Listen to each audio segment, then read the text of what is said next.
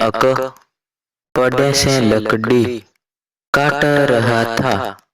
अकाउंक उसने के हाथ से कुल्हाड़ी छूटी और नंदी में गिर गई थी।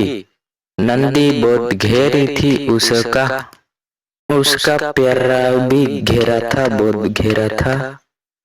लकड़ीहारे नंदी से कुल्हाड़ी निकालने की बहुत कोशिश की, पर वहीं उसने नहीं निकाल पाई।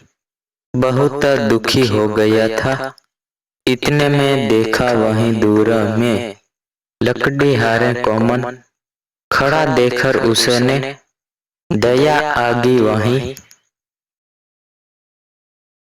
लकड़ीहारे से पास आ गया और बोला, सीता माँ करुण, मैं नंदी से तुम्हारी कुल्हाड़ी अभी निकाल देता हूँ।